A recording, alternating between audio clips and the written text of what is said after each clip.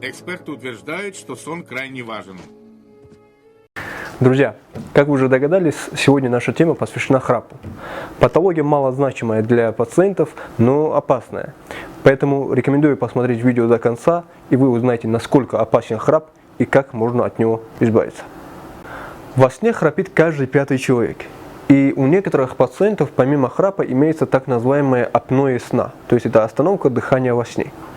И все храпящие, их окружение хотят знать, как можно с этим бороться, то есть как лечить. И сейчас мы об этом с вами поговорим. Начать, конечно же, хотелось бы с причин. Я думаю, всем вам интересно, что же вызывает храп. Причины храпа можно разделить на две большие группы. Первое – это анатомические, второе – это функциональные. К анатомической группе относятся патологии со стороны лор-органов, то есть это искривление перегородки носа, это полипы, это гипертрофия, то есть это увеличение небных миндалин, увеличение аденоидных вегетаций.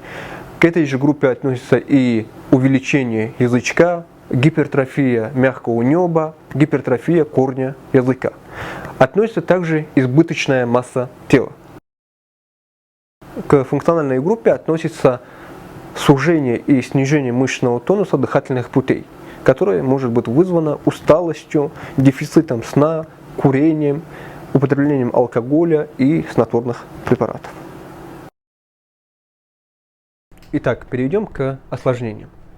Храп, если даже не осложняется остановками дыхания, может стать причиной многократных микропробуждений. Эпизоды таких пробуждений не осознаются и не запоминаются. Поэтому нарушается структура сна, а значит приводит к тому, что организм не успевает отдохнуть в течение ночи. В результате страдающий храпом человек не высыпается, быстро утомляется и испытывает постоянную сонливость. Это те осложнения, которые могут быть из-за храпа без апноэ, то есть без остановки дыхания.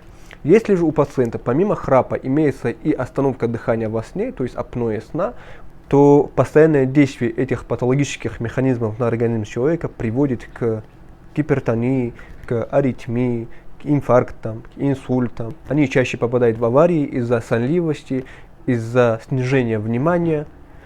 Такие пациенты склонны к злоупотреблению наркотическими препаратами и алкоголем. Это те осложнения, которые могут быть на фоне храпа и апноэ сна, то есть остановки дыхания во сне. К какому специалисту нам обратиться, спросите вы? Для выявления причин храпа и степени выраженности апноэ необходимо провести комплексное обследование у врача-сомнолога и у отоларинголога.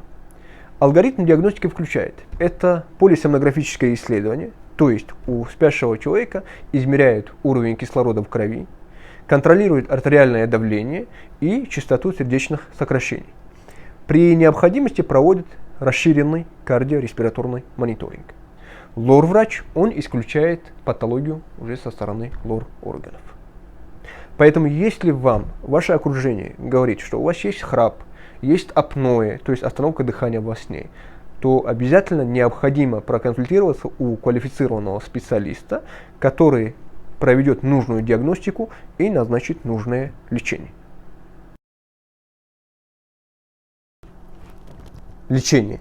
Как можно избавиться от храпа? Есть несколько методов лечения храпа. Первое – это консервативные методы лечения. Правда, малоэффективные, но в некоторых случаях они могут помочь. Что необходимо сделать пациенту? Пациенту необходимо нормализовать свой вес. Нужно отказаться от приема снотворных препаратов, если они, правда, не назначены по показаниям. Отказаться от вредных привычек, таких как курение, алкоголь. Как правило, храп возникает, когда человек спит лежа на спине. Поэтому существует специальная методика выработки новых рефлексов, то есть привычка лежать на боку. Это консервативные методы лечения, которые могут быть полезны тем пациентам, у которых есть храп. Эффективным методом лечения храпа и апноэ сна является хирургическое лечение. Показаниями для проведения операции является апноэ либо легкой степени тяжести, либо средней степени. Тяжелая степень тяжести апноэ, как правило, не подлежит хирургическому лечению. Выбор тактики хирургического лечения зависит от причин храпа. Если причиной храпа связаны с патологией со стороны лор-органов, то есть с искривлением перегородки носа, с увеличением аденойных вегетаций, с гипертрофией небных миндалин, то проводится оперативное вмешательство по удалению аденойных вегетаций, по выпрямлению перегородки или же по удалению небных миндалин. Если же причины связаны с гипертрофией мягкого неба, с увеличением язычка, то проводится так называемая увулопалатофарингопластика. Многим пациентам проводят так называемую увулопластику, то есть удаление увеличенного язычка. Как показала моя практика, удаление увеличенного язычка, к сожалению, малоэффективно. Поэтому проводится так называемая увулопалатофарингопластика, которая достаточно эффективна и устраняет и храп, и апноэ сна. Друзья мои, надеюсь, сегодняшняя тема принесет пользу вам, вашей семье и окружающим. Будьте здоровы!